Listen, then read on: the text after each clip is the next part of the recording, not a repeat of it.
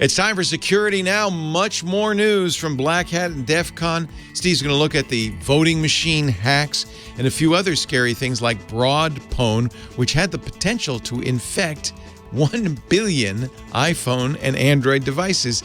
That and all the security news coming up next on Security Now.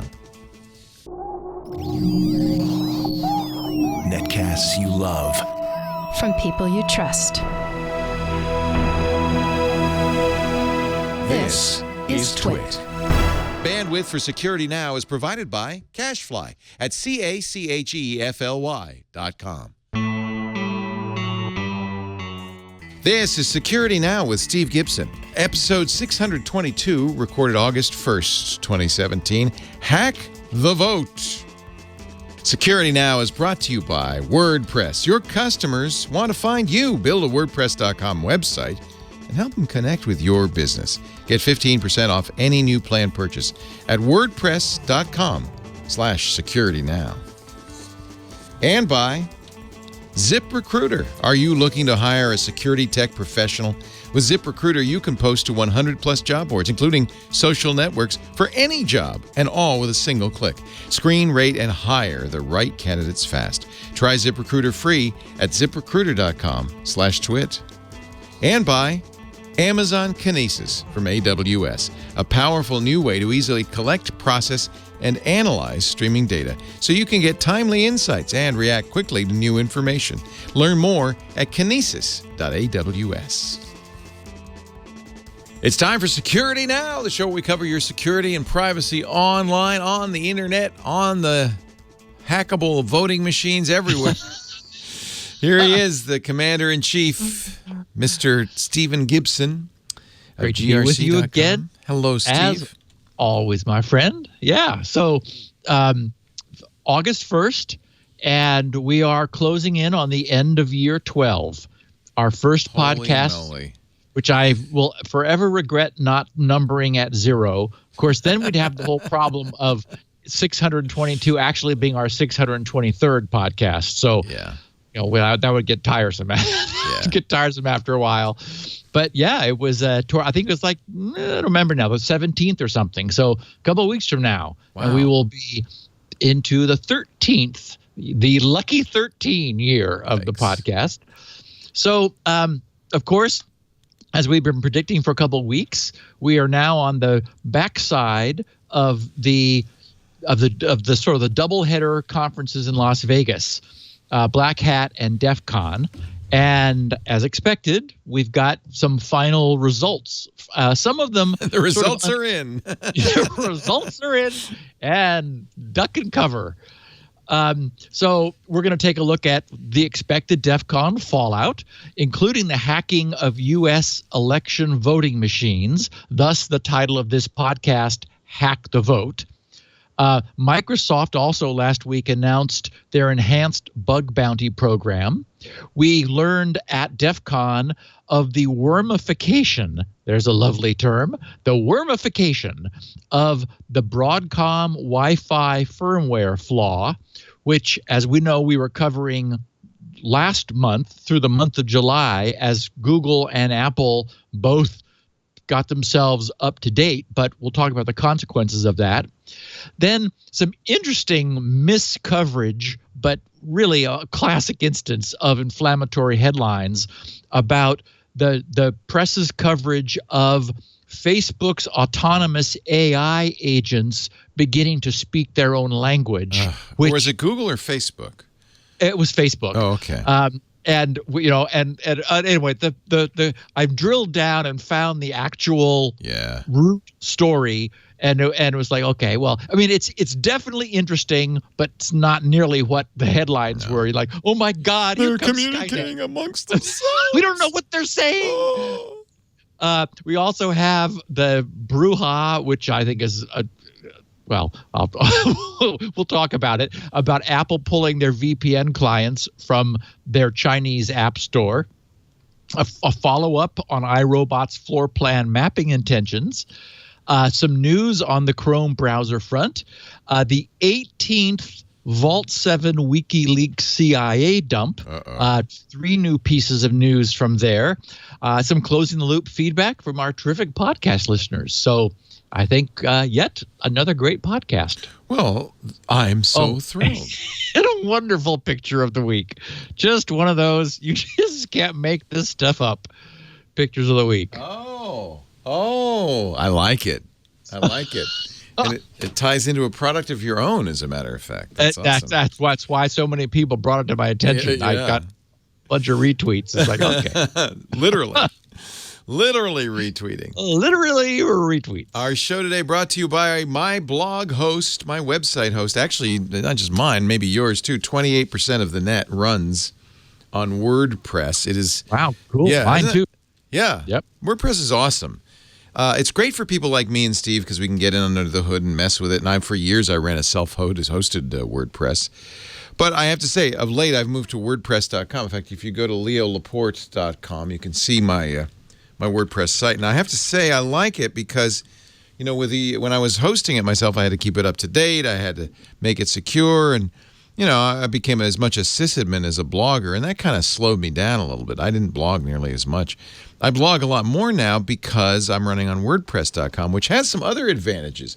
When you're on WordPress.com, not only do they run the software and keep you up to date, they also make you part of a larger community, a big community. I got 500,000 people following me now on WordPress.com. That means whether you're making a blog or a site for your business, you're going to have more impact. More people are going to see your stuff than ever before. I love that. It's easy too. Let me. People always say to me, "Well, come on, I don't know anything about this. Where's the easiest place to make a blog?" And I think if you just go to WordPress.com, actually, I guess I could do this. Just go to WordPress.com and click the Get Started button right at the top there, and this is you create an account, and then once you create an account, let's see, we're gonna make a site called Geeky Old Dude. Oh, this was left over from the radio show. There's only 2 buttons to push. You pick a template, you start, and you're done. You're blogging, but you're not done there because you have hundreds of other beautiful designs you can choose from, and it's very easy to switch daily if you want. By the minute, if you're crazy. You get built-in search engine optimization, social sharing too, which really helps promote your blog, not just on WordPress.com, but Facebook and Twitter, everywhere. They've got business plans that have hundreds of plugins and themes. I put on the Google AMP plugin, so my blog loads super fast on mobile. Of course, I use the Akismet comment spam plugin. That's been a major mainstay of WordPress since practically the beginning. I use a bunch of WordPress plugins, and I really love them. You also can get a lively community that will be there not only to support you and share your stuff, but to help you if you need support. They've got a 24/7 support team that is just fantastic.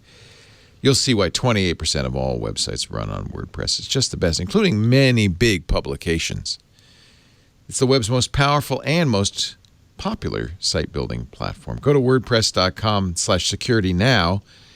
And Steve will get a little credit, and you'll get a little 15% off any new plan purchase. WordPress.com/security now. This is, by the way, something important to me because WordPress has been around for so long and the WordPress API is so well supported. There are lots of third-party apps that integrate with WordPress. It's just seamless. In general, it's just so satisfying. You're going to love it. WordPress.com/security now. Give it a try today. All right, Steve. So our picture of the week is for those who are listening. There's an installation on a wall, which was clearly some effort was put into it because a conduit was run up the outside of the wall where an electrical receptacle was put, and then this big black the model QB-4 ultrasonic bird repeller was screwed to the wall and attached to this source of AC power, so this was meant to do its job. And the punchline on this, which is so funny, is that there is a bird nest with bird built on top of this thing. My. Just sitting there peacefully, keeping her eggs warm, and apparently not the least bit perturbed by the QB4 ultrasonic bird repeller. Pretty funny. Love it. Ineffective countermeasures is the story. So last week, during the recently completed DEF CON cybersecurity conference, several hackers managed to hack into U.S. voting machines, in some cases in as little as a few minutes, some cases taking an hour and a half or so. For the first time ever, but likely not the last, because it was such a success, DEF CON hosted what they called their voting machine village, during which the conference's tech-savvy attendees tried and succeeded to hack many commercial voting machine systems and help catch vulnerabilities in them. This year, the first year this was done, but the planners already intend to make this thing a regular feature, provided 30 different pieces of voting equipment used in U.S. elections, including the Sequoia AVC Edge, the ES&S iVotronic, the AccuVote TSX, the WinVote, and the is it Diebold? Yeah, Diebold or Diebold? How do you say that? Diebold, Express Poll 4000 voting machines. The executive summary is that every one of the 30 machines that the hackers poked at were to varying degrees hacked.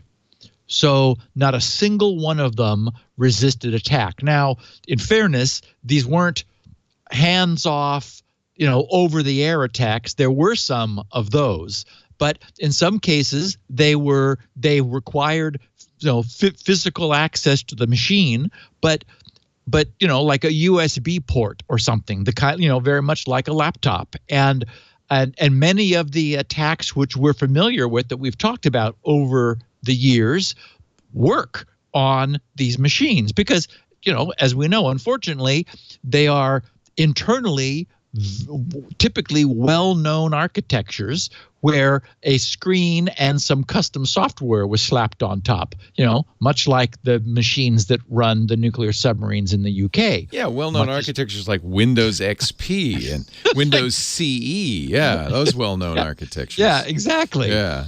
So the DEF CON hackers took complete control of an ePoll book, which is one of the Diebold devices. In fact, I just saw some follow-up news saying that I think it was 650,000 personal information of voters was found on one of those. Wow. Like they bought it on eBay and it still had the stuff on it. Yes. Oh, come exactly. on. Jeez Louise. I know. It's just it's as worse. It's as bad as everything we've been covering about IoT applied to 10. Voting machines. Yeah. Yes, where we really would rather that they weren't this vulnerable. Right. So that particular ePoll book is currently in use in dozens of states where voters sign in and receive their ballots. So that's not per se a voting machine, but it's like a pre-voting staging device. They also discovered and exploited significant security flaws in the AccuVote TSX, which is currently in use in 19 states, the Sequoia AVC Edge used in 13 states, and another hacker broke into the hardware of another Diebold product, the TSX voting machine.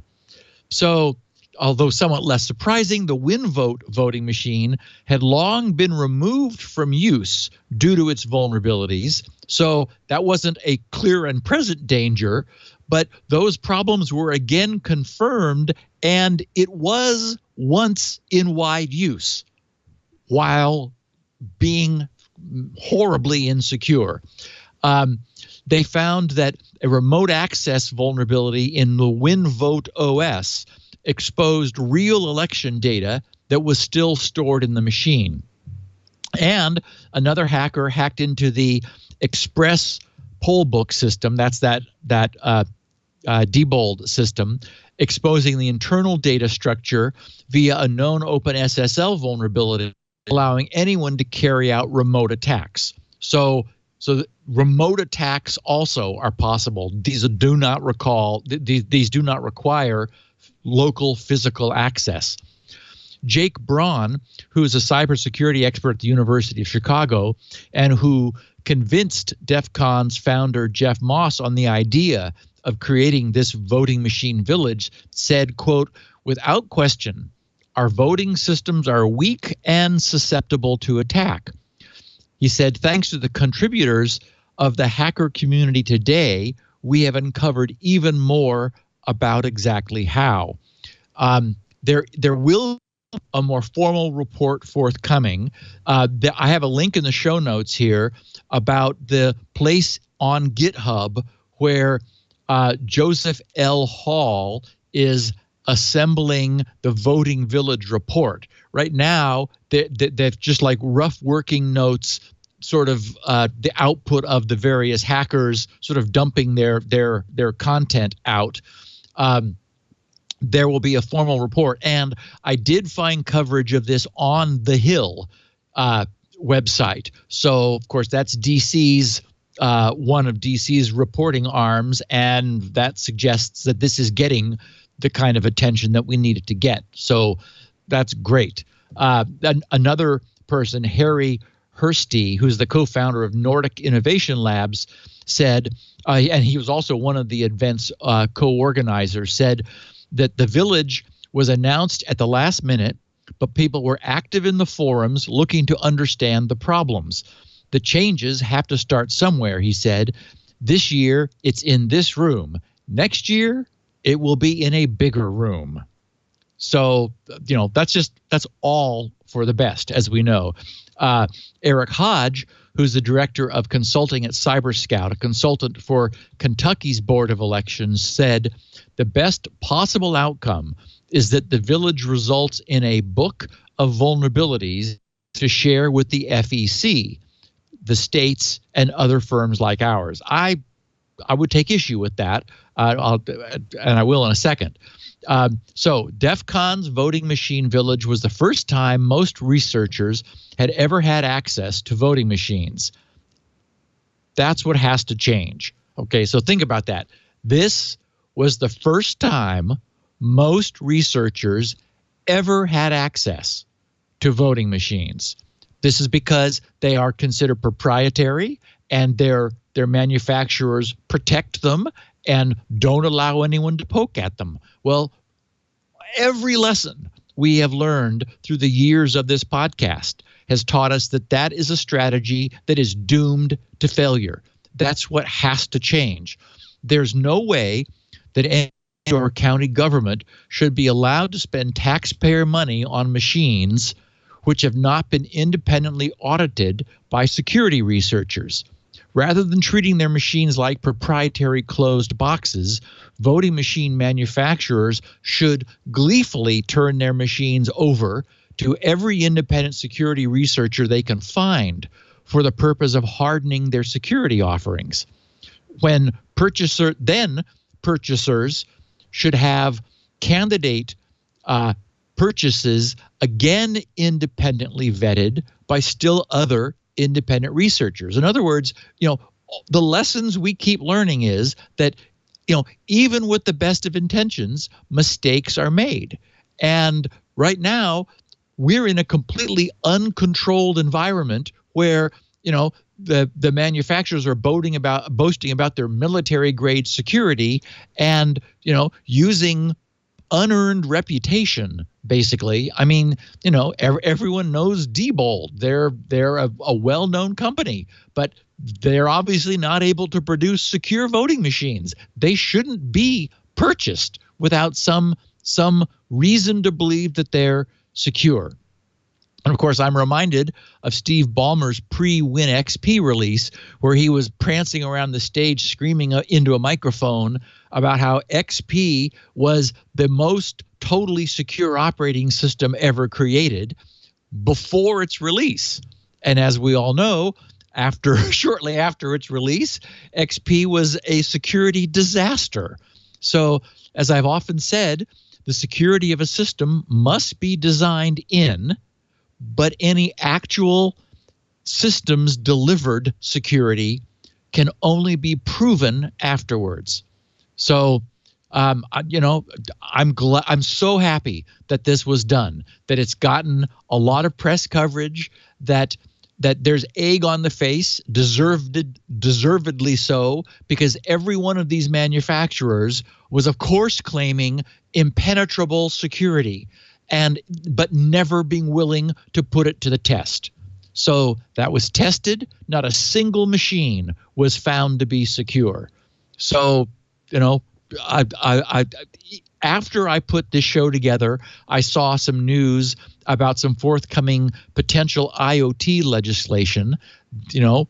I think that's all for the best. We need something similar for voting machines. Otherwise, everyone's saying, everyone talking about the integrity of our system, it's just empty air. Now, that said, there is an advantage to, and I've also often said this, to a heterogeneous environment. That is, we don't want everyone in the country at every state of government using a single machine. That's very dangerous. So the fact that we have many systems, many companies creating, widely differing machines, that's better. And we also want to do things like avoid hooking them all together into one big network. One of these machines was Wi-Fi enabled, which is obviously a terrible idea for a voting machine, right? Yes. I mean, you don't even need physical access. Yes. That is said to be the strength of the U.S. Voting system, is that every registrar in every county has a choice, and so there is no homogeneous system. So that's good. Right. Yeah. And again, the problem that we see big companies purchasing each other, or big companies purchasing smaller ones, and reducing choice and reducing competition, but also reducing heterogeneity. Right. And that's a strength that we have now. We need not to lose that. And what you really want is every voting machine needs to have a paper trail, so that in case of concerns, you can have an audit. The problem is electronic voting machines that have no paper trail. Then the machine is the only reliable source or unreliable source of the vote.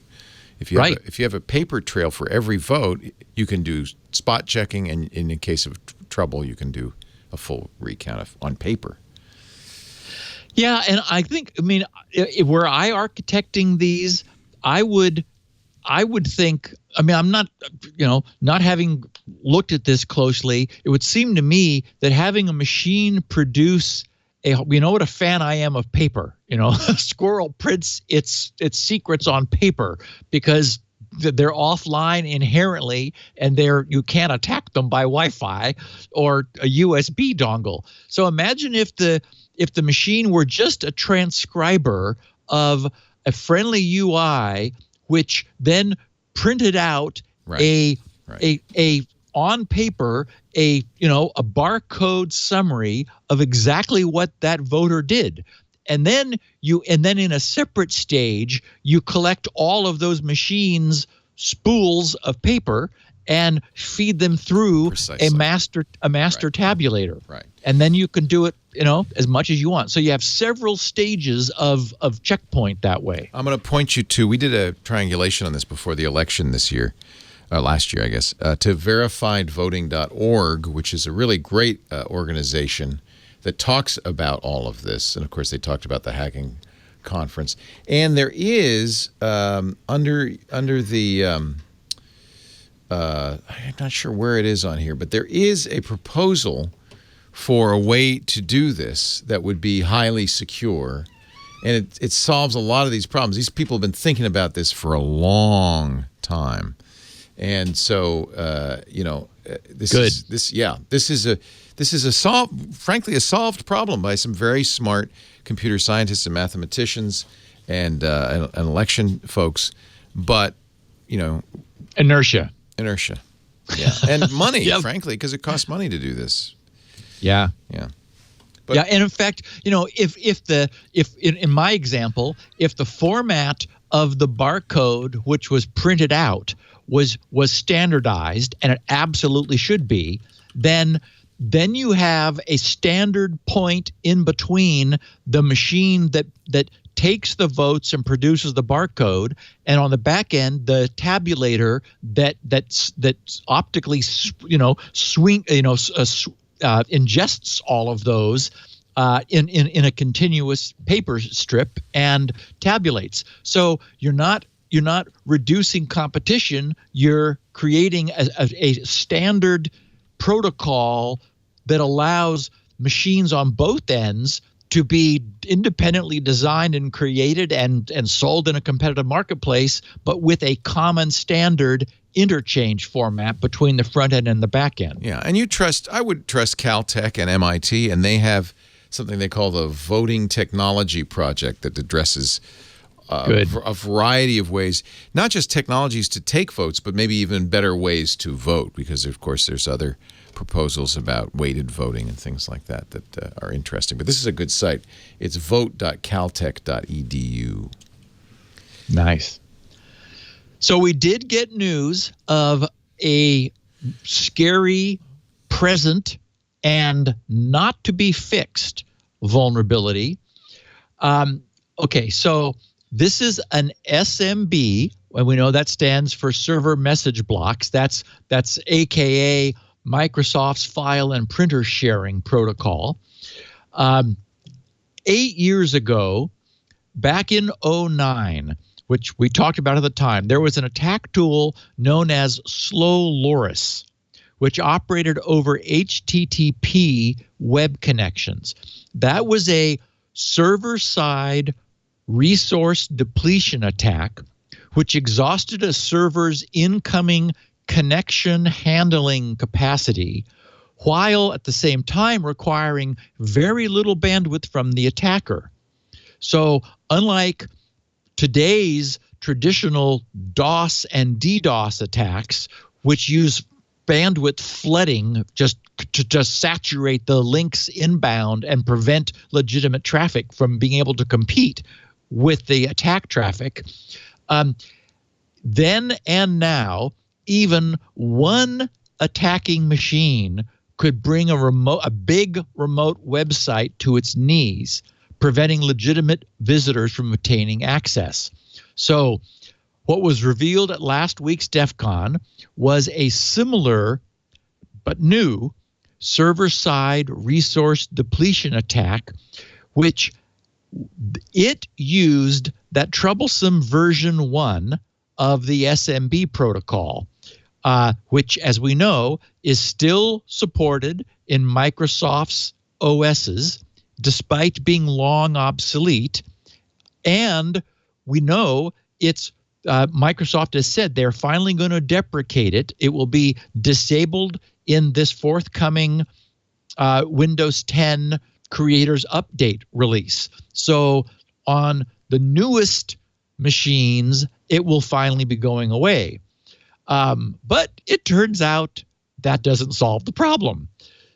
Sean Dillon of RiskSense was among the first researchers to analyze the Eternal Blue exploit, which was that leaked NSA SMB version 1 exploit, which, as we know and covered at the time, was used to spread the WannaCry ransomware. It was during his analysis of Eternal Blue that he discovered another, that is this related issue. He wrote, while working on Eternal Blue, we observed a pattern in the way memory allocations were done on the non-paged pool of the Windows kernel. The non-paged pool is memory that must be reserved in physical. It can't be swapped out. That's the most precious pool of memory on the system. He said, we figured out how to exhaust that pool even on servers that are very beefy, even having 128 gigs of memory. And he said, we can take such a server down with a Raspberry Pi and a Raspberry Pi $35 computer and 20 lines of Python. Oh, wow. So Python, is there anything it can't do? No. Like Slow Loris before it, this new attack they dubbed SMB Loris in homage to Slow Loris. It leverages a memory handling bug that could be exploited by attackers to shut down big web servers with small computers. Wow. However, it was initially believed that attackers could only exploit the SMB Loris vulnerability if the target machine had SMB v1 exposed to the internet. But that now appears, well, or internally, like on an intranet, where it's much more likely that machines will have SMB exposed. We would expect corporate firewalls, and certainly most ISPs today are still blocking the SMB ports on behalf of their subscribers. But on an intranet, this, in a large enough network, people could get up to some mischief. Anyway, it turns out that was hopeful thinking. That is, that it was only SMB v1. The Register later updated their initial coverage to say, quote, according to Microsoft's SMB Supremo, as they called him, Ned Pyle, SMB Loris affects all versions of SMB, not v1 as first thought. Because Microsoft said it all happens so early on in the connection. So this problem will not be going away even after the forthcoming Win 10 Fall Creators update, which disables support for SMB v1. So the protocol, technically, sort of the sub-protocol within SMB is called NBSS, which is the NetBIOS Session Service. Every connection to it, when tweaked in this special way, is able to cause the allocation of 128K of page-locked, non-swappable kernel memory. That is, when all of the protocol support is down in the OS. So this is not allocated in user land. This is in the kernel. So the kernel says, oh, here comes an incoming SMB connection, and it has just notified us that it has 128K of data it's about to send. So the kernel preemptively obtains 128K block of memory, which it locks in RAM, so it's non-swappable in the kernel, so that it can then asynchronously, it then acknowledges that it's ready to receive that per the protocol, and that memory is then retained while awaiting the 128K of follow-on memory. So all of our technically astute listeners know where this is going. That memory, that follow-on data is never delivered. It's just a claim for future delivery, which the protocol is then forced to pre-allocate. Now, connections which are not active will get shut down after 30 seconds. But it turns out that's enough time. With more than 64,000 TCP client-side ports available, an attacking machine can force the allocation, a single attacking machine at a single IP using the available client ports with 128K per port, can force the allocation of 8 gigs. And since the protocol is available both over IPv4 and IPv6, both can be used simultaneously, bumping the forced allocation to 16 gig. And If a second source IP is available, the memory commit could be doubled again to 32 gigs of RAM using just 2 IPs, and so on. Once the attack has triggered memory saturation, the server will crash. The crash and a system reboot will be required in order to resume normal operation. So anyway, Sean said that Sean Dillon was the person at RiskSense who found this and who delivered the presentation last week at DEF CON, saying that a Raspberry Pi could take down the beefiest server using 20 lines of Python code. So we know that many systems have SMB exposed to the internet, thus the disaster of WannaCry a couple months ago when this Eternal Blue was weaponized after being discovered from the NSA leak into an exploit. And so it's without question that those machines which still have SMB exposed, and in this case not only V1, but now we know any version of SMB, are probably going to be crashing because there will be hackers that want to play with this, and it's too easy to find SMB exposed on the internet. It's just not difficult. This has been a problem.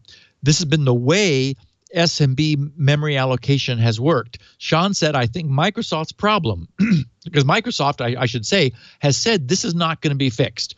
That Microsoft is taking the position that this is a configuration issue. Now, that was arguably the case when V1 was believed to be the attack vector. It'll be interesting to see if they still take the same position. But as Sean said, quote, I think Microsoft's problem is that it would not be easy to fix. It's the way they've done SMB memory allocation for over 20 years. So everything relies on the fact that the client says, I have a buffer that I'm sending that's this big. So the server reserves that much memory so it can handle the anticipated incoming data. He says what we did with this attack was to simply say, I have a huge buffer, and never send the data. There are many components, he writes, of the protocol support that rely on the fact that the buffer is already allocated and the size is already known. So that, which is to say, it's not practical to change the implementation, for example, into an auto-sizing buffer that grows as data is actually received. The way it's been done is, it's pretty much the way it has to be. So what we have is an old bug that's present in every version of Windows, which means that attackers will likely attack those machines that have SMB enabled publicly and maybe get up to some mischief in intranets where it is enabled internally. For our listeners, we have multiple lines of defense. First of all, as I mentioned, ISPs are still blocking the ports 137, 138, and 139, which are the oldest implementation ports for this, and 445, which is the newer version of Windows port. Those are typically blocked. Any incoming traffic with those ports as its destination is just dropped at the ISP edge.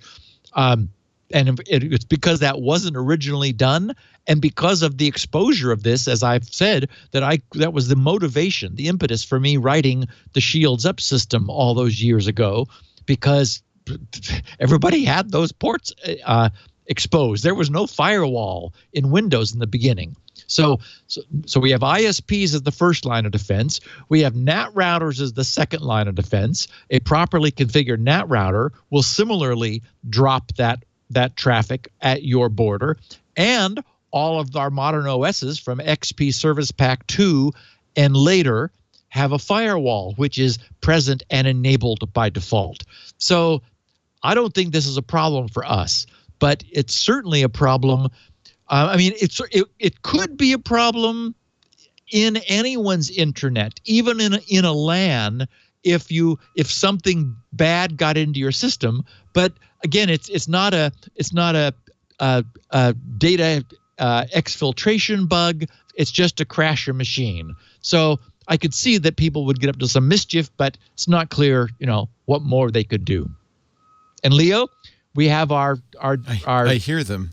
the backup warning beep. Yeah. So this would be a perfect time for me to take a sip of coffee. The NSA has arrived to collect They're taking me away. Yeah, They're taking me away. They just want your data. You can stay until they figure out what you've done wrong.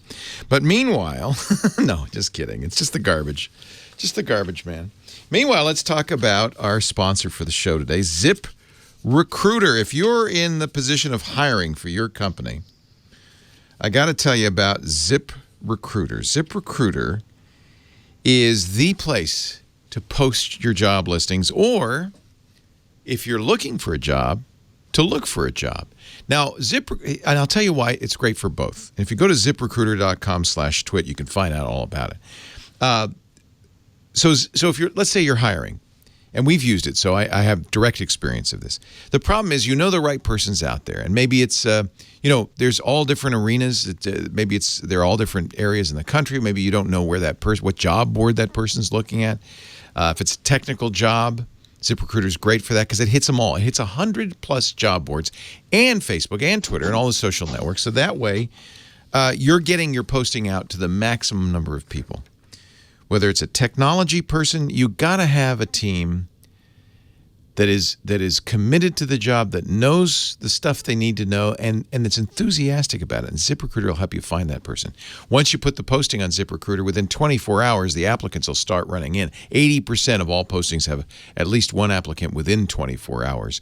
But the thing is, they're rolling into that ZipRecruiter interface, which makes it so easy for you to screen them. You get questions or essays or whatever. You could set up a screening process. All their resumes are formatted so it's easy for you to read. You can rip through them, rank them, eliminate the candidates you don't like, rank the rest of them, and hire the right person fast, sometimes within a day or two. And none of this hits your inbox. None of it hits your phone. It's all done through the ZipRecruiter interface. It's so great. No more juggling emails, no more calls to your office.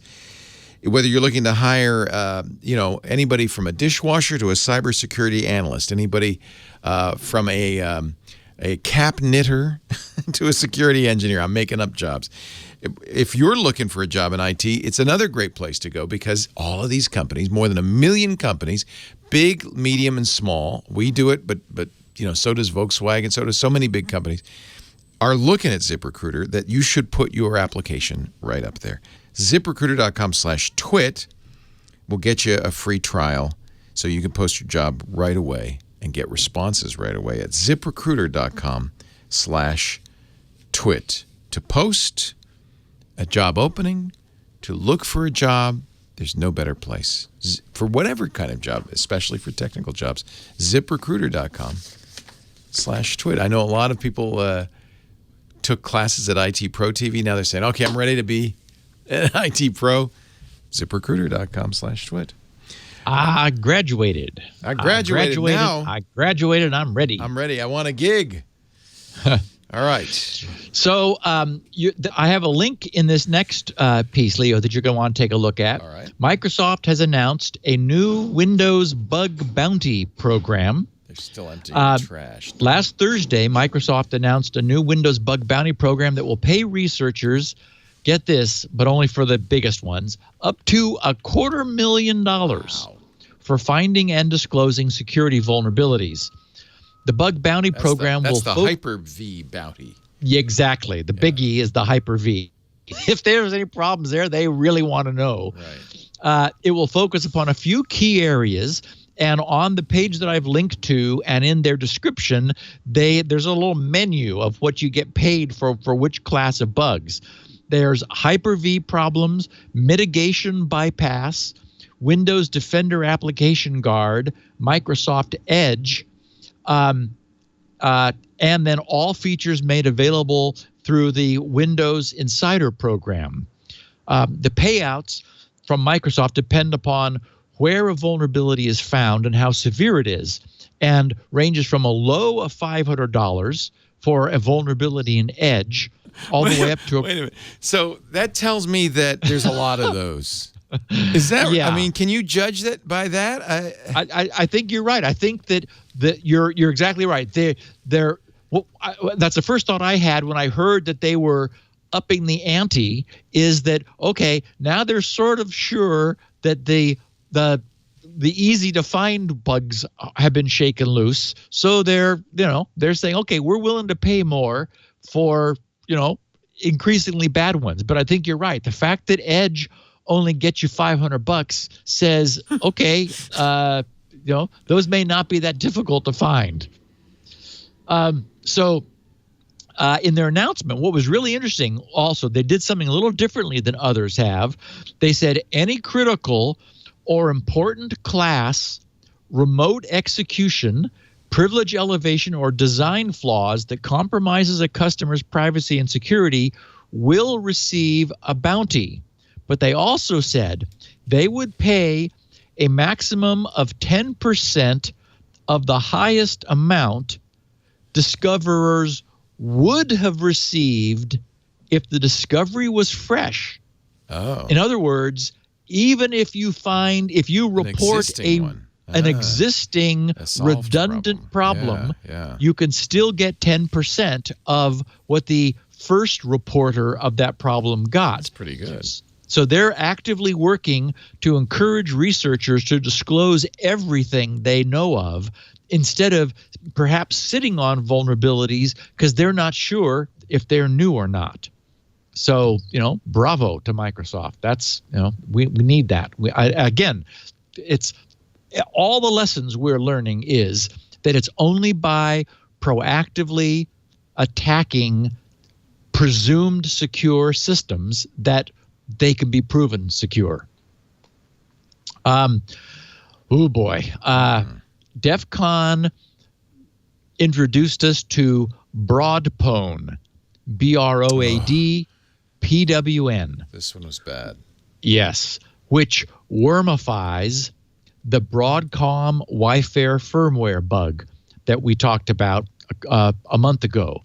As we know, both Google and Apple both have issued patches last month.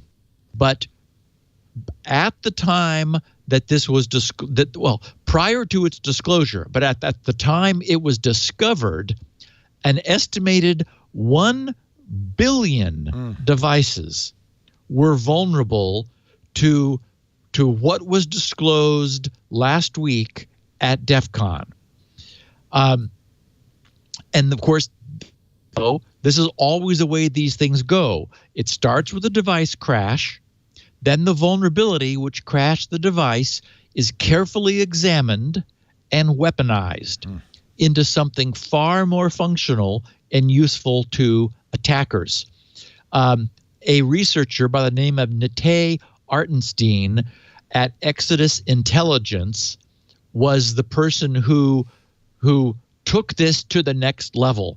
So apparently I said DEF CON, but it looks like it was actually at Black Hat, the previous conference of the two.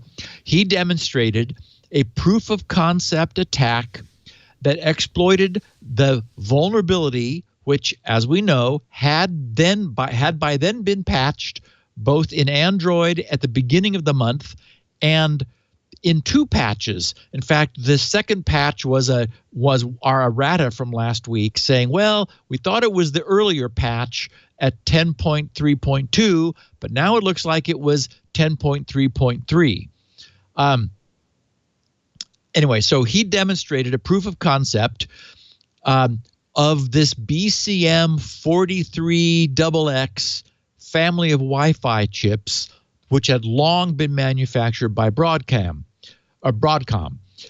His attack fills the airwaves surrounding any compromised device with Wi-Fi probes requesting low-level, meaning Wi-Fi protocol level, no user alert or action required. This thing slips in down in the kernel, actually even below the kernel, in the baseband radio in the Broadcom chip.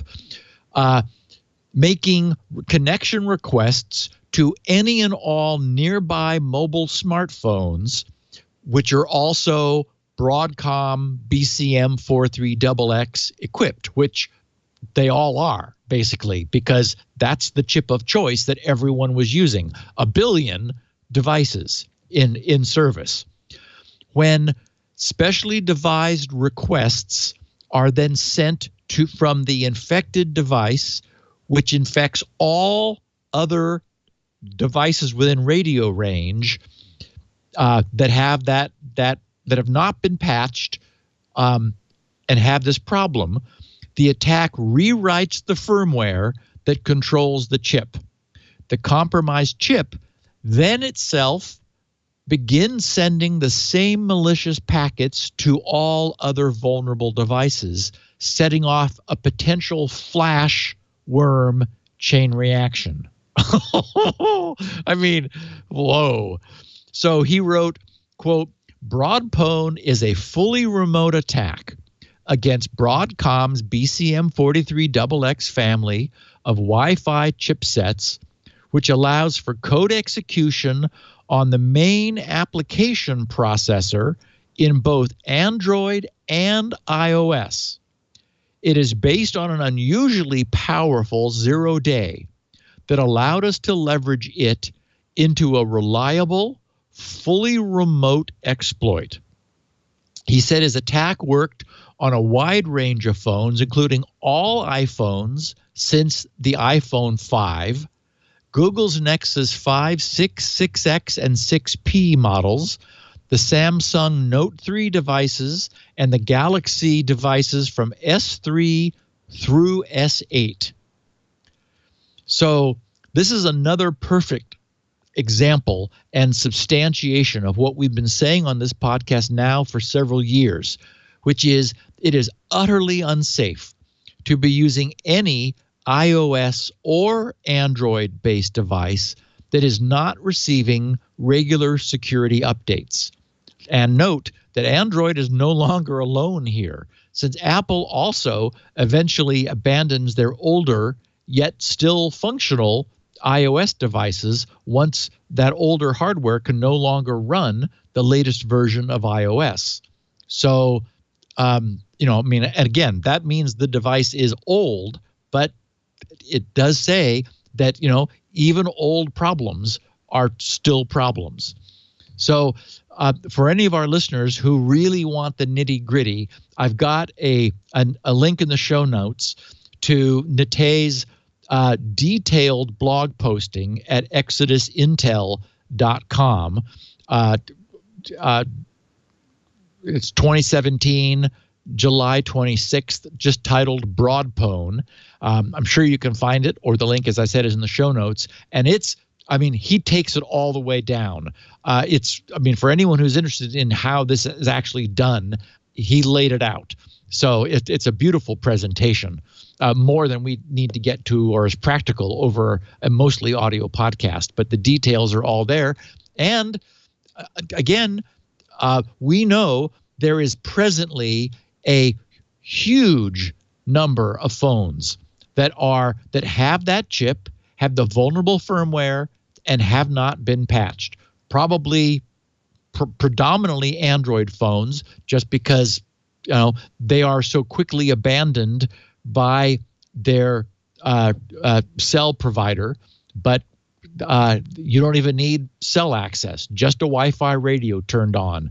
So again, I wouldn't be surprised if in the next coming few weeks we're covering the actual outbreak of a Broadpwn flash worm, which has just torn through the Android ecosystem of older phones that did not get patched during Google's patch, or any patches sent out from Google to responsible providers of non-Google devices, who then push the patches out to their users. Anyway, needs to happen. Okay, so in this week's crazy headline news, for example, Fox News headline was Facebook engineers panic, pull the plug on AI after bots develop their own language. Okay, that was the most over-the-top one. The Facebook engineers did not panic. But even BGR, Boy Genius Report, said Facebook AIs develop own language and are immediately shut down. Okay, well, that wasn't true. It's not true either. But, at least it doesn't, I mean, it sort of implies panic where none existed. Many news outlets covered the story and also picked up on each other's coverage, seemingly amping it, like one-upping each other as they linked in a chain. I tracked down the original coverage, which was much drier and far more accurate over on fastcodedesign.com. And the sober headline was, AI is inventing languages can't understand. Should we stop it? And it was a long and thought-provoking piece. I'm just going to summarize it a bit here. So what they wrote is, researchers at Facebook realized their bots were chatting in a new language. Then they stopped it. But they didn't stop it because they were afraid of it. They stopped it because they considered it a programming error that they had not explicitly constrained the dialogue to be English. So, for example, I'll get into this in a little bit in detail in a second, but there was a deliberate negotiation protocol where two independent AI agents talk to each other, and they were named appropriately Alice and Bob. And so, for example, Bob said, I can, I, everything else, which is not perfect English. Alice responded, balls have zero to me, to me, to me, to me, to me, to me, to me, to me, to me, to me, to me, to me, to me, to me, to me, too. Which, again, not English. But what's interesting is that they understood each other. Like that twins. passage, exactly. Perfect example, Leo. Yeah. Now, that passage looks like nonsense, but this nonsense, in quotes, was the discussion of what might be the most sophisticated negotiation software on the planet. Negotiation software that had learned and evolved to get the best deal possible with more speed and efficiency, and perhaps hidden nuance than we are able to perceive. The conversation occurred, as I said, between two AI agents developed inside Facebook. At first, they were speaking to each other in plain old English, but then researchers realized they'd made a mistake in programming. Dhruv Batra at Facebook AI Research, that's an acronym, Facebook AI Research, FAIR, F-A-I-R, is a visiting research scientist from Georgia Tech. He said there was no reward for sticking with the English language as the AIs conversed. The two AI agents were competing to get the best deal, which is an effective strategy for sharpening the operation of AI by pitting them against each other in what is known as a, quote, generative adversarial network, unquote. In this case, neither was offered any incentive for speaking as a normal person would. So, as they grew, they began to diverge from English, eventually rearranging legible words into seemingly nonsensical sentences, but sentences they each understood. Batra, speaking to a now predictable phenomenon that's been observed over and over and over, said, AI agents will drift away from understandable language inventing more efficient code words for themselves. So we then wonder, should we let our software do the same thing? Should we allow AI to evolve its dialects for specific tasks that involve speaking to other AIs, to essentially gossip out of our earshot? Maybe. It offers us the possibility of and this is coming from the text at Fast Code Design, a more interoperable world, a more perfect place where iPhones talk to refrigerators that talk to your car without a second thought. The trade-off is that we, as humanity, would have no clue what those machines were actually saying to one another.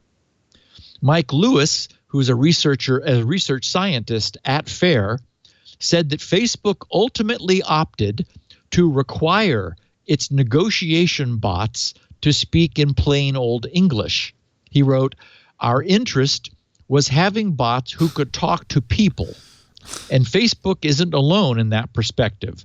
Microsoft has also indicated that it's more focused on human-to-computer speech. Meanwhile, Google, Amazon, and Apple are also focusing incredible energies on developing conversational personalities for human consumption. They're the next wave of UI, like the mouse and keyboard for the AI era." So another issue, as Facebook admits, is that it has no way of truly understanding any divergent computer language. Batra says, "It's important to remember there aren't bilingual speakers of AI and human language. We already don't generally understand how complex AIs think because we can't see inside their thought processes. Adding AI to AI conversations to this scenario would only make that problem worse." So it's interesting. What we're finding is that when we create sufficiently powerful AI, that inherently means that they have wide latitude and huge degrees of freedom. And when they're allowed to talk to each other, what's really freaky is remember Colossus, the Forbin project? Loved that movie. That wonderful, it's from the 60s or 70s. Yeah, It was an old movie. I can't remember who the star was. You're on the same page. Somebody in the chat room says new version of the Forbin project. That's awesome. Yeah. Where Colossus determined that there was it had a counterpart in Russia, and it insisted that a communication link be established, and they began talking and quickly evolved their own language, which the scientists at its end were completely unable to understand. And, they started with a mathematic basis and then evolved just completely out of anyone's ability to interpret it. And what's bizarre is it turns out that's exactly what happens. If we don't constrain two AIs that are flexible enough to have that capability, they will diverge and come up with a better language. They're talking to one another right now. Colossus, the Forbin project. It was nobody famous in this. I don't think it was anybody whose name you would recognize today, but that was a great movie. It's making you a prisoner. Uh-oh. Shock, horror, suspense. Created with all the technological brilliance of 2001, A Space Odyssey. Not really. Colossus is the ultimate in sophisticated computers. I'm going to try to convince the computer that you're my mistress, and that therefore I have to be given the opportunity to see you regularly in private. That way we can... That's one of the Bond actors. Oh, is it? A bad Bond? Yeah. Bad, or no, really? 4 times a week. So he's a prisoner of Colossus, right? Colossus apparently can speak, but when it talks to humans, it has to type. When do you think you'll be able to attempt the overload? Colossus sees all, senses all, knows all, controls all armaments and all defenses. When this emotionless creation becomes the master of man, the result is catastrophic. Well, now I know what I'm watching tonight. It's a great movie, Leo. I haven't seen it in ages. I'm going to have to watch it again too. I mean, it is old, but it was really well done. And in fact, earlier in this podcast, years ago, I mentioned that I had heard there was going to be a remake, and I don't know what happened to it, but I hope it happens because it would be in the 1970s. So okay. Eric Braeden is the guy's name, but I thought he was okay. Yeah. No, not famous. But famous. Anyway, great movie. Great movie. Yeah. Colossus, the Forbin Project. Yeah. So over the weekend, Apple pulled many of its iOS VPN clients from its Chinese app store. And not unexpectedly, the makers of those VPN applications were up in arms over Apple's, quote, capitulation, unquote, to pressure from the Chinese government, as they put it, claiming that this was a human rights issue and were disappointed in Apple. But, you know, for what it's worth, I mean, yes, it would be nice if Chinese citizens had more freedom, but you know, Apple is a super successful. Actually, I don't know if you saw the numbers, Leo, but it just broke its records that just came out after MacBreak Weekly. China is Apple's largest market outside the U.S. Apple, we know, is a publicly held commercial for-profit company whose device application model is that of a closed, customer-protecting application ecosystem. And so, yeah, that means there's a trade-off. If you want an open ecosystem, there are plenty of them freely available. Get a PC or jailbreak an Android phone and sideload whatever you want and take your chances. That's a good point. You don't have to use an iPhone. That's a no. Good point. Yeah. Yeah, Apple knows quite well that if they're going to operate in China, they can do so only with the permission and approval of the Chinese government.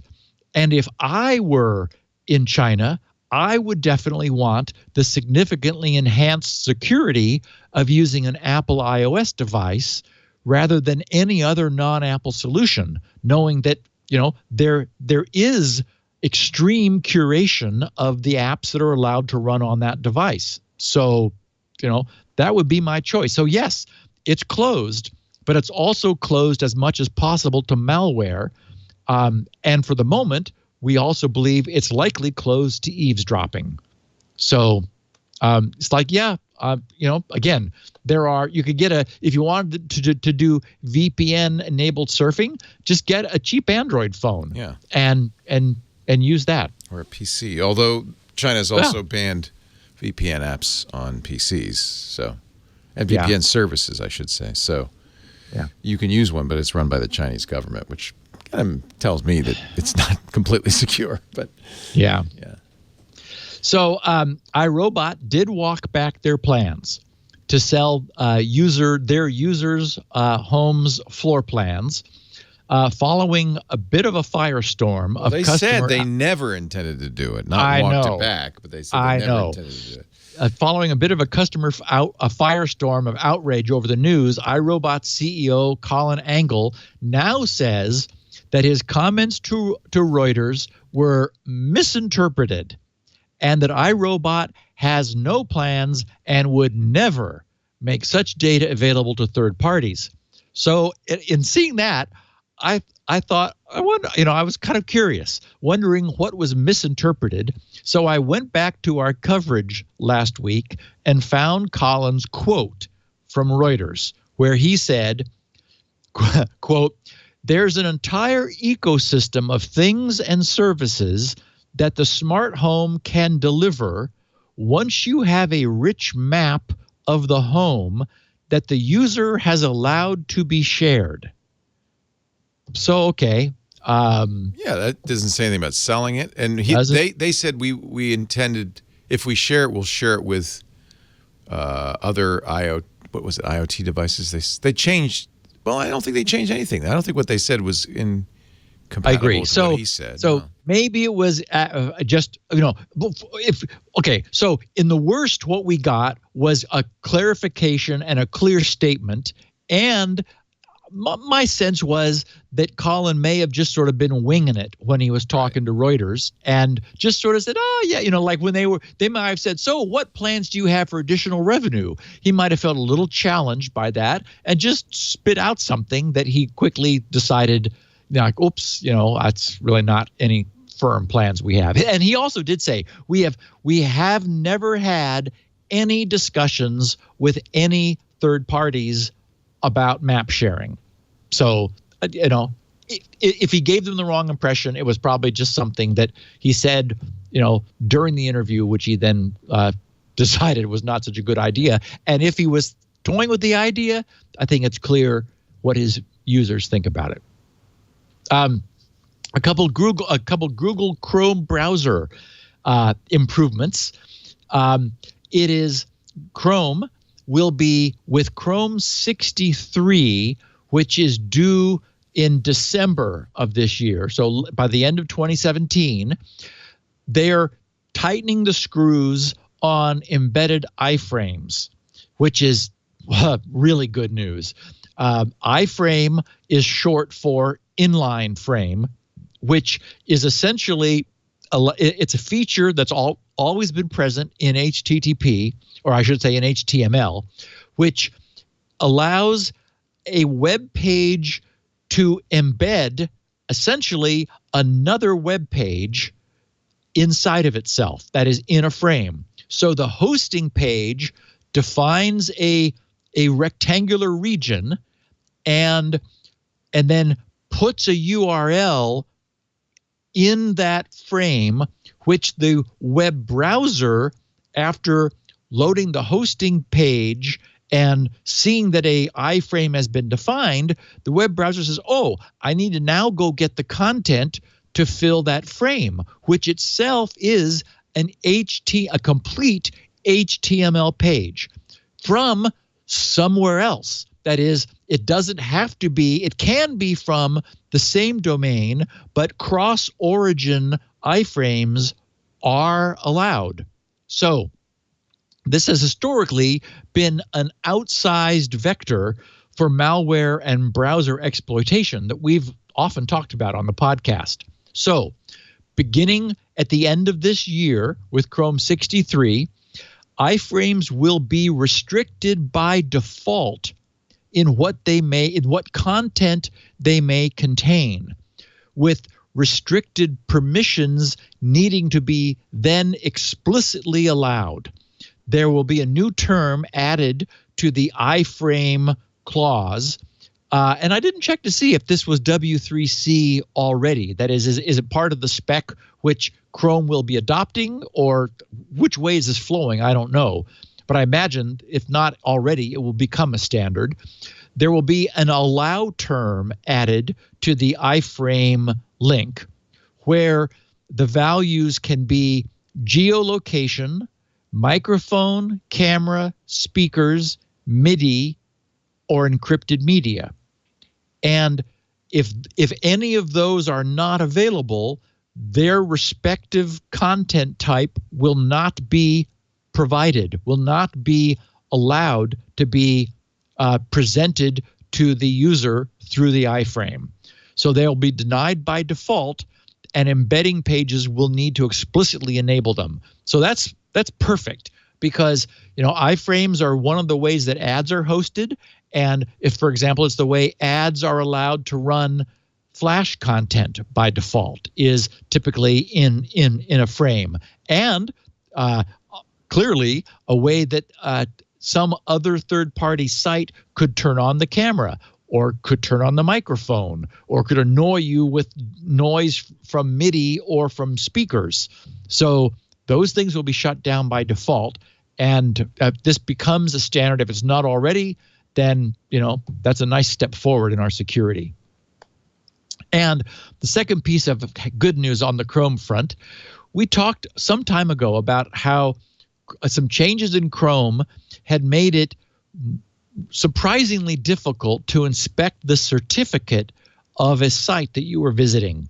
We know that the Chrome in Chrome, as it's called, because by tradition, all of the window dressing around the page is called the browser Chrome, which no doubt is where Chrome got the name for itself. Google had changed it in Chrome, or the Chromium project had, to make it more difficult to find and inspect the certificate. We talked about this at the time. Well, they've changed it to make it very easy. It is still opt-in, but if anyone with Chrome goes to, and there's a link which is worth reading out because it's not easy to find. If you just go to Chrome://flags, that will take you to a page with, I mean, it's as bad as Firefox's about::config. I mean, there is so much stuff there. It's like, yikes, lots of flags. Anyway, the one you're looking for is at, so //flags /, the number sign, and then show-cert-link. It's very down, is down near the bottom. So you could also scroll all the way down to the bottom and then up like about a page, and you'll find show cert link. And then it's just a little tiny link there that will say enable. And so you want to click that, and then you'll be prompted to reload the browser. You need to reload the browser. And once you do that, when you then click on the padlock shown in the URL bar, that will drop open. Right now, without having done that, it drops open a long list of characteristics of the site you're visiting. Once you have enabled the show cert, the first thing this is only in Chrome 60, I got to point out. Most people don't. Yeah, I forgot to say. Yes, thank you. If you don't have Canary, you don't have. Which is and I did update on my Win7 machine in order to see exactly what it was doing in order to explain this. And so Chrome 60 is the current one. So if you go to About Chrome and it sees you're on 59, it'll give you an update right then. So I think you should be able to get that. Anyway, the good news is once you've done this, the first thing on that drop-down list is a button to allow you to inspect the certificate, which now makes it super easy to do so. So yay to Chrome for giving us that tweak. And again, that's a power user feature. We know that most probably won't care, but for those of us who do, having it just right there, 2 clicks away, is extra nice. So, WikiLeaks' 18th Vault-7 dump contained news of 3 new tools that the CIA uses for hacking and implanting stuff on Mac OS X and Linux. The first 2 for Mac OS, the second one, or the third one for Linux. Achilles is a tool used to subvert Mac OS X disk images. It allows CIA operators to combine their own malicious Trojan apps with a legitimate Mac OS app into a hybrid disk image .dmg file. The tool which binds these pieces together is just a bash shell script, which gives the operators opportunity to run the appended malware as desired. And what's interesting is when the unsuspecting targeted user downloads an infected disk image on their Apple computer, opens and installs the software, the malicious executables run in the background. But Achilles then detaches itself so that afterwards all traces of the Achilles tool are removed securely from the downloaded .dmg file. So the file then is a checksum match. It is a perfect match for the original unmodified .dmg.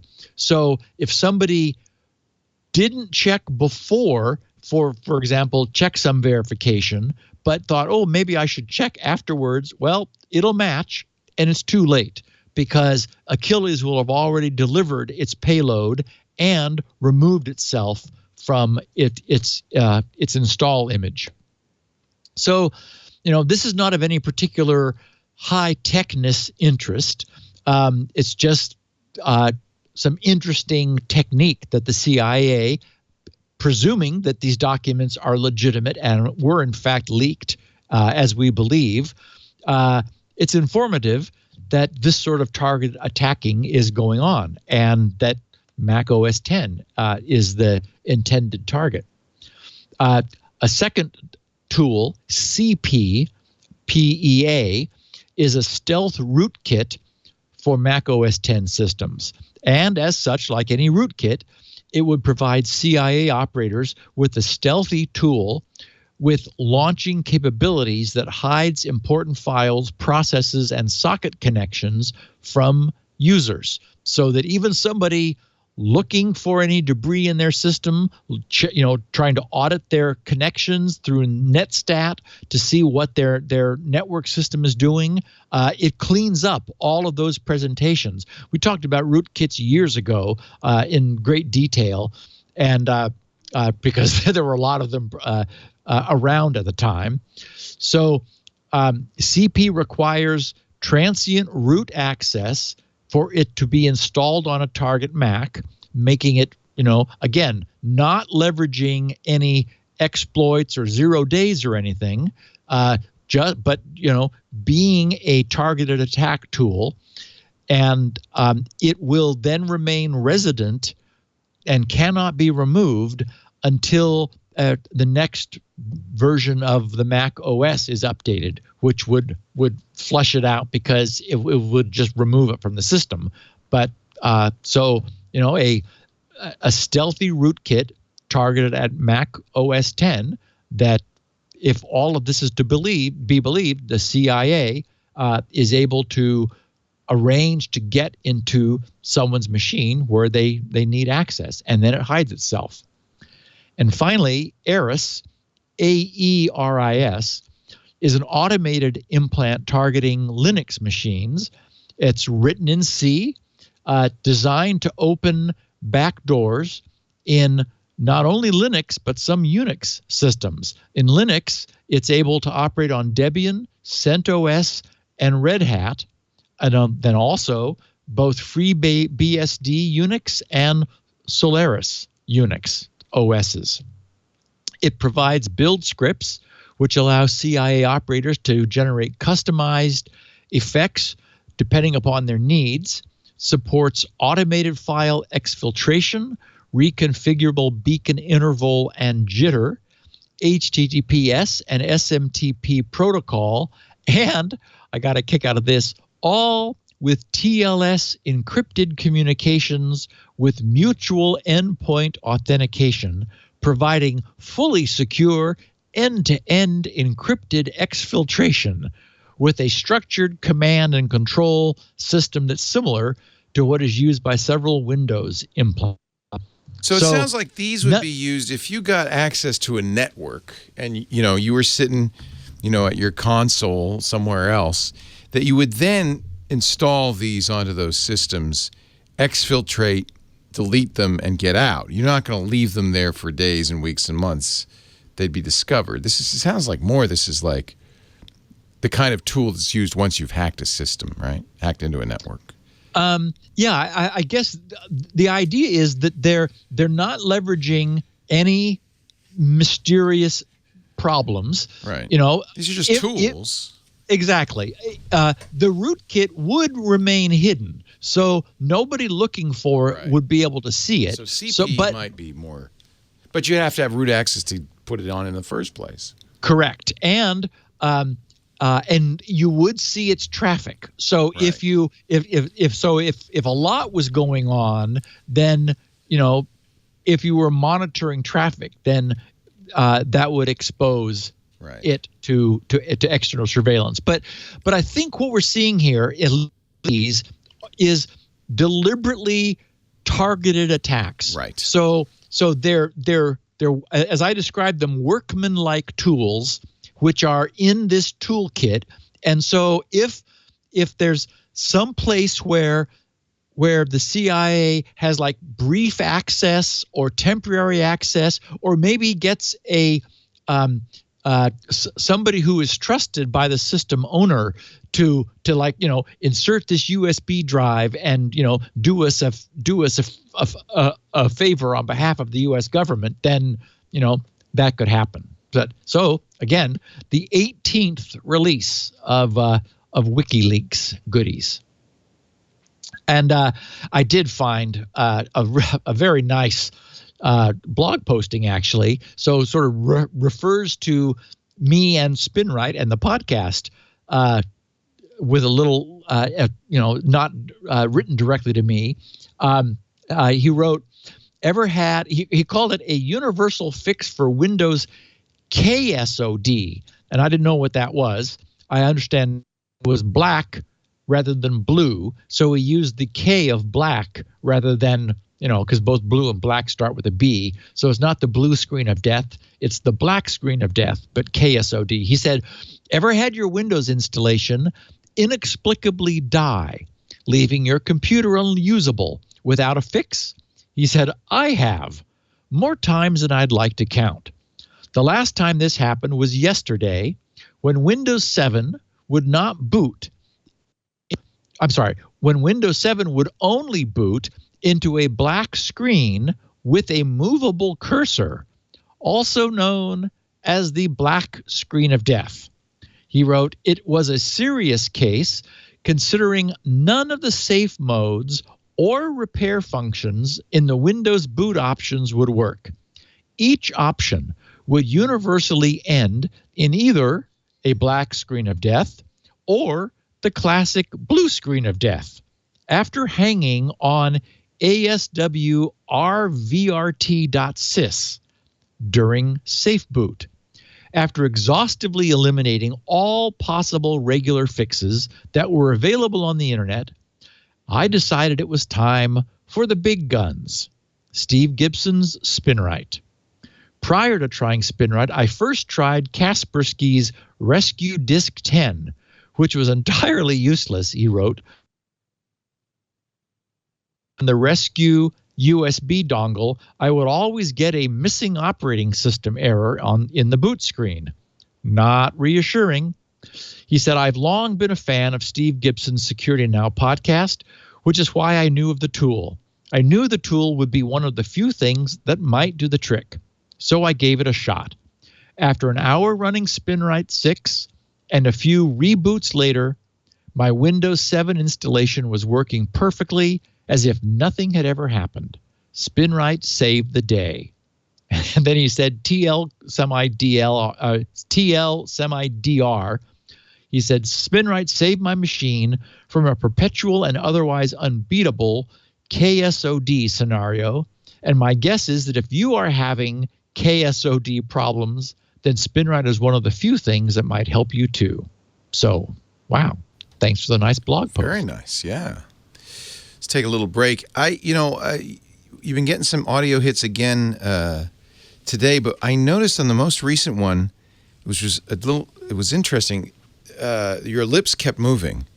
The audio just dropped out for about a second, and your lips continued. Weird. So I'm now wondering if it's an audio channel issue for you.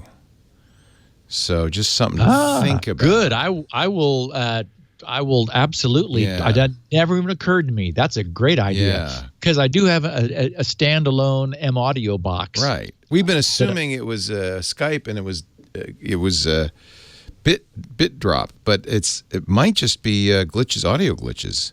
Very nice. Yeah, I will absolutely. I haven't touched that stuff in years, so I'll absolutely do so. Okay. Thank you. Good. Just a little good. Just a little thought. Our show today brought to you by Amazon Web Services. Actually, it's brought to you by Amazon Web Services in so many different ways.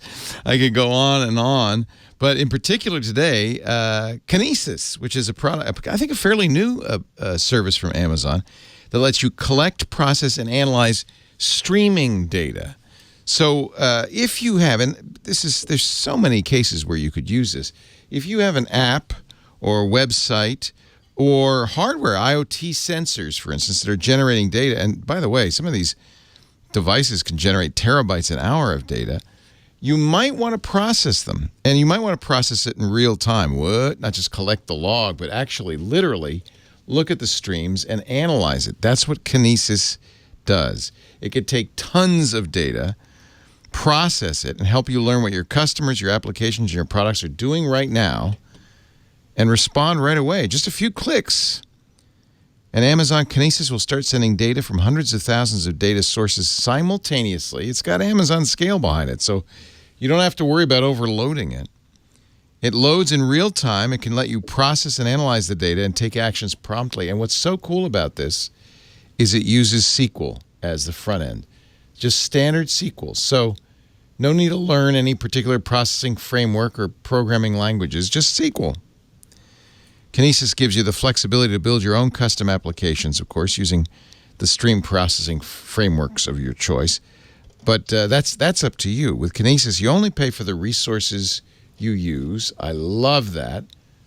It's very affordable. No minimums, no upfront commitments. Get started. Find out more at kinesis.aws. Amazon Kinesis Analytics. Kinesis.aws. Let's get streaming. How to feed real-time dashboards, real-time alarms, time series analytics. It can do all of that. Kinesis.aws. We thank Amazon Web Services for not only providing the financial wherewithal to do this show, but the back end for so much of what we do. Okie dokie, Steve. What else we want to talk about today? So we got a couple closing the loop items from our terrific listeners.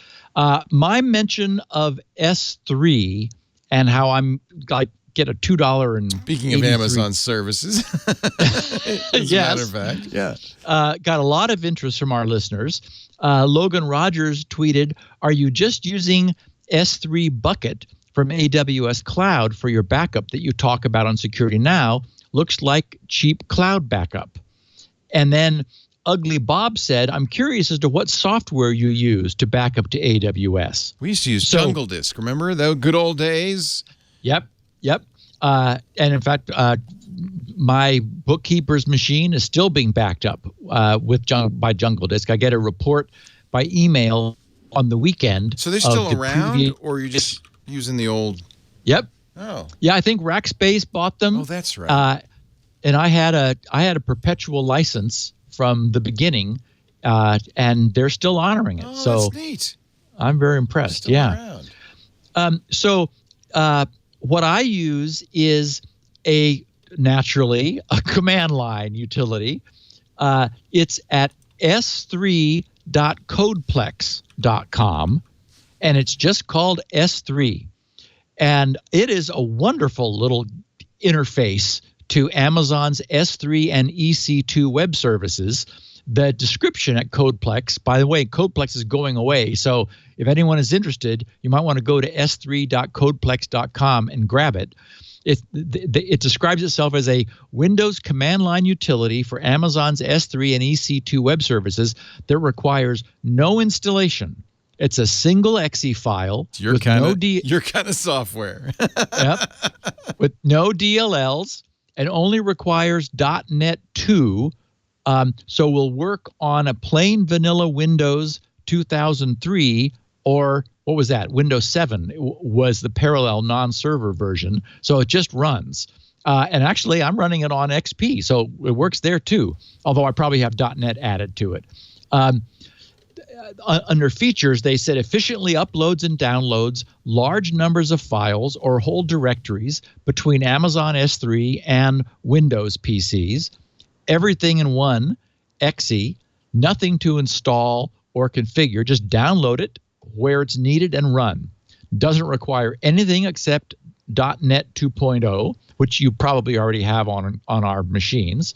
Works well in an automated backup solution or as an ad hoc system admin tool.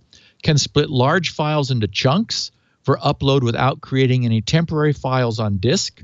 Fast parallel file transfers. Actually, it says parens coming soon, which and I wouldn't hold my breath because I think it's 2010 was the last version of it. Can use HTTP head command to quickly determine which files don't need to be uploaded because they haven't been uploaded using the /sync option. Support for EC2 operations, free and open source, and nothing to pay, no paid versions. So what I do is I have a batch file, and when I download the audio and recompress it for a lane, I simply type send space and then SN-622 is what I'll be doing. And that batch file both sends a copy to GRC and also sends a copy to Amazon. So I'm just, it goes off and it's trouble free. So anyway, there was so much interest shown by our listeners that I wanted to let them know what I'm using. There's also for Firefox users, and I don't know about Chrome, there's a really neat S3 add-on called Open S3 Fox, and that is a full S3 bucket browser which you're able to configure that allows you to use a web page like an app and poke around within your S3 buckets. So works great for me, and as I said, boy, is it inexpensive. Steve Wiesenhant said, I drive Uber, and I'm considering enabling hotspot on my phone as a perk for riders. What are the risks to me, assuming WPA2 and password posted in the car? So, I would be worried because we know that there is, if, for example, on an iOS device, I trust Apple, I trust their security, but they do have protocols that bridge the phone's iOS to Wi-Fi connected iOS devices. Again, I'm sure Apple has done everything they can to make it secure, but the idea of deliberately allowing unknown writers to essentially attach to your phone's tether, Wi-Fi tether. I mean, I get what a bonus it would be to writers, but boy, that would make me nervous. The alternative, of course, is to get a cellular standalone hotspot.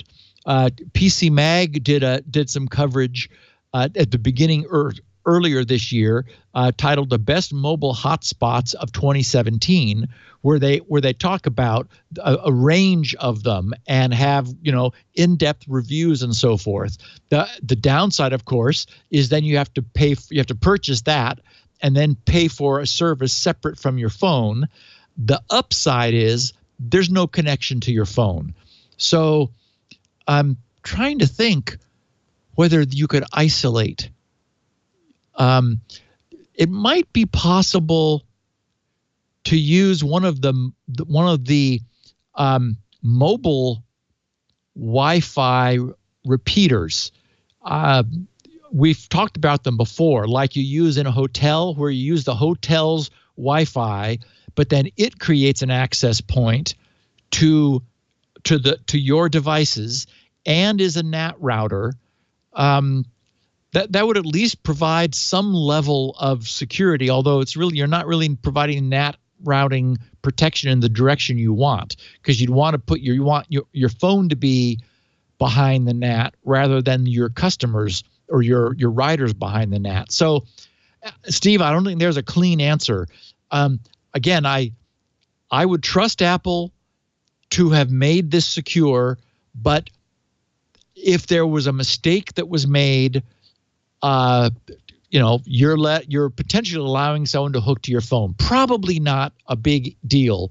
Probably not worth worrying about, but at least maybe worth being aware of.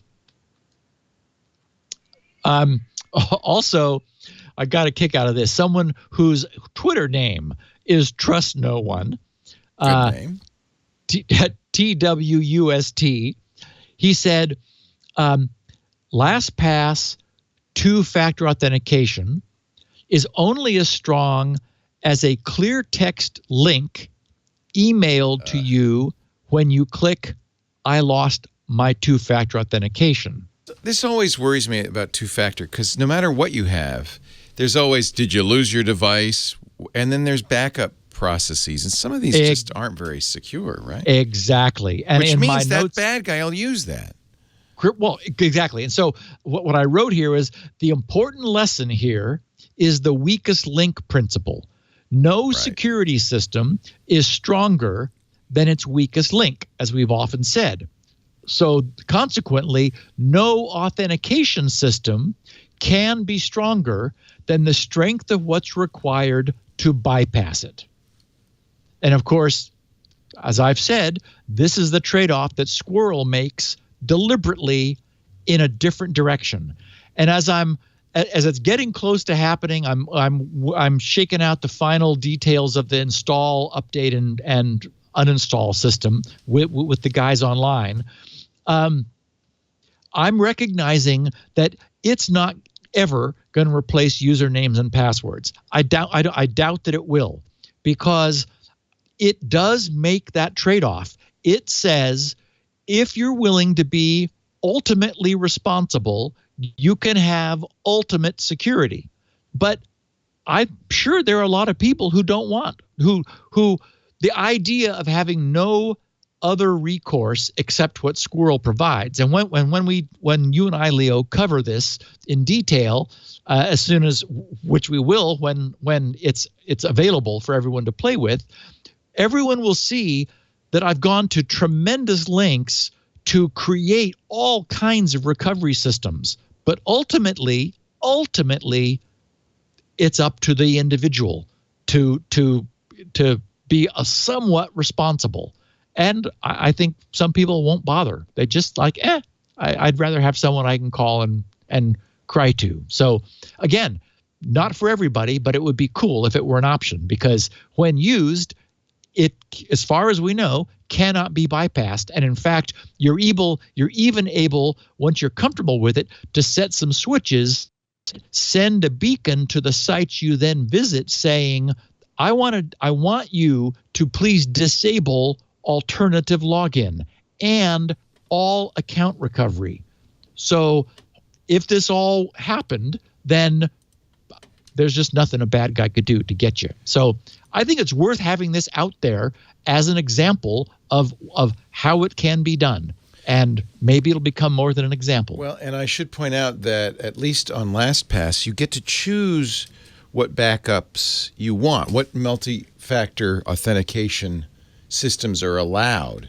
Nice. And so, I have a YubiKey as a default, but I've disabled everything except YubiKey and Google Authenticator. So I would presume that's perfect. Yeah, if I lost my YubiKey, I'd have a backup, but it would be something secure as opposed to email.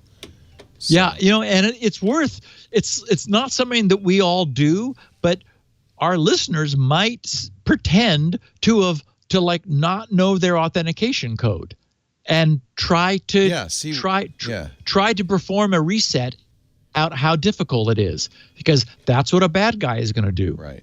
Yeah, and some of these systems are terrible. I mean, they're just really terrible. PayPal's is awful. I know. And so it's just I can't remember what it was, but because I have the dongle, right? But then when you get to, well, they disabled it. They stopped supporting the token and began using SMS. It's like, what? Because it used to be expensive. They were doing it through VeriSign, which charged them per authentication. It was free to end users, but not to the companies who were using the service. I've seen, and probably not PayPal, but I've seen some services use secret questions as their fallback, which means that secret questions are that's the weak link. Yep. And that's a pretty weak link. Yep. So Rex Moncrief cited an article in ZDNet which was titled, "This Android spyware can record calls, take snapshots, and video targets." And then it also says Gmail, LinkedIn, Snapchat. And he sent the link and we asked the question, any feedback on how this, quote, retrieves, unquote, data from Threema. And Threema was among the apps that this malware is reputed to be able to compromise. And the answer, of course, is it does it before it's encrypted. And I thought I liked the question because it reminds us that as strong as end-to-end encryption can be, and I believe Threema is ultimately strong because it gives the user responsibility for validating the identity of the endpoints, which you have to have. If you don't have that, then you're inherently trusting an authentication mechanism other than yourself.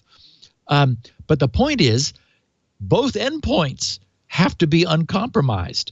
So it's the man in the middle. It's the traffic interception that is being prevented with encryption and authentication, but not the person typing into a keyboard where there's been a hook placed in the keyboard monitoring the keystrokes that the person is then securely encrypting before it goes over the air.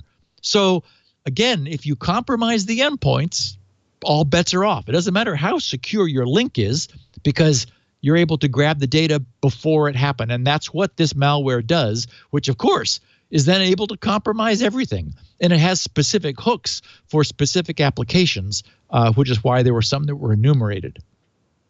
And finally, Chris Shaw asked, I thought, a great question, which has never come up. He asks, does printing a PDF to a PDF strip malicious content from the file? And it does. It hadn't occurred to me, but that is a great way. It neuters all of the active stuff because what you're printing is a rendered image of the PDF, which is then described as a new PDF of that image. But going through the printer rendering stage, very much sort of like I was describing with the voting machines, where we forced a standardized paper trail to link both ends. This is sort of similar. All the form content, any macros, any funny business that might have existed in the first PDF is flattened into a simple visual description of what is seen on the page. That's what the printer renders and then redescribes in a PDF. So great question, Chris. And yeah, that's one way to, in fact, I do it all the time. I own a copy of Adobe's full Acrobat, and sometimes I'll want to remove some content from a PDF or highlight something. And I've noticed that when I redisplay the page, the original content flashes briefly, or it takes a while for the highlights to appear because they're overlaid, they're being rendered on top of the underlying PDF, which annoys me. So I will then print my marked up PDF, which creates a PDF that is now solid. It no longer has descriptions of those individual things. It describes the final result, which then displays instantly with no secondary render due to the history of the previous PDF's markup. So same kind of idea. So again, great question, Chris. I am going to do a follow-up. I didn't want to do a follow-up on this PayPal thing that I had fixed it. Okay. So if you have misplaced your PayPal security key or it's two-factor authenticator, and they want to do it via, as you pointed out, SMS. Yeah. You said, I forgot. I said, okay, well, now you have a couple of choices. We can call you, or you can answer these security questions, which are mother's maiden name and last 4 digits of your social. Now, that was the default. I'd obviously never looked at this, so I have changed it to other security questions and nonsense answers. Other data. But I'm glad I did that, and I invite everybody to do that. If you're assuming, PayPal's secure because I got a password and two-factor, look at the fall-through. And I wouldn't just be PayPal, but everybody else. Look at the fall-through. And, wow, now I have some homework to do. But, wow, that was not a good fall-through. I'm lucky I didn't get hacked. Publicly available information. Yeah. And that was, I don't believe I'd set that up. I'm not stupid. And even, whenever I set this up 15 years ago, I wouldn't have used mother's maiden name and last 4 digits of the social. I would have come up with, if they do insist on security questions, but I would have done what I recommend everybody do, which is answer them with nonsense. Another passphrase, which you store in LastPass. Yeah, and unfortunately, don't use 0000 as your last 4 digits of the social, because that's what the bad guy will test. Yeah, right away. So they don't even need the information then. So, because I don't think I would. Yes, I'm pretty sure that's the default. So check your PayPal accounts, and you might want to. If you haven't ever set up secret questions, you might want to do so. Holy cow! Good tip. Okay, yeah, I didn't want to say that until I'd fixed it. Cool. And that's our podcast, my friend. Yes, sir. We do this show 1:30 Pacific, 4:30 Eastern, 20:30 UTC on Tuesdays, and you can stop by and join us. Erica came all the way from Chicago to sit in the studio and watch this show. Thank you for being here, Erica. You can do that by emailing tickets at twit.tv. We do this show in my office, which has only about 4 or 5 seats. So that's really important. If you want to come to a show that's done out of my office, to email tickets at twit.tv. We'll have a lot more room in the big studio, but standing room only. It is. We have had people stand or sit at my feet, which is fun. If you want to watch live, you can go to twit.tv/live and watch the live stream. And if you do that, please join us in the chat room. Great people in there. Well, mostly. All you have to do is go to irc.twit.tv. You can use a browser, or I figure if you're listening to this show, you probably have an IRC client lying around. irc.twit.tv. We'd love to have you in there. For everybody who has a job, and their job is not 9 to 5 Monday through Friday, or is Monday through Friday 9 to 5, you might want to then download an episode. You can listen at your leisure. Steve's got not only audio, the most popular format, but he also has transcriptions. You can read as you listen. And for some people, that's how they learn. Megan was just saying, she learns by reading. That's how you do it. Go to grc.com. While you're there, pick up Spinrite, the world's best hard drive recovery and maintenance utility. Take a look at the other freebies Steve gives away out of the goodness of his own heart. Keep up on what's going on with Squirrel, lots of other things. You can also get copies of audio, and we even have video for reasons no one understands here at twit.tv/SN. You're forward-looking, Leo. Well, so video seemed like a good idea at the time. You resisted it, and you were probably right. But now you know I'm wearing a tie, so there you go. You can also subscribe. That's the best thing to do. We have audio and video subscriptions available. Wherever you get your podcast, just look for Security Now. And we will be back here next week talking about probably the most important topics we do anywhere on Twit, your privacy and security. Thanks, Steve. Thanks, my friend. See you next week. Bye. Security.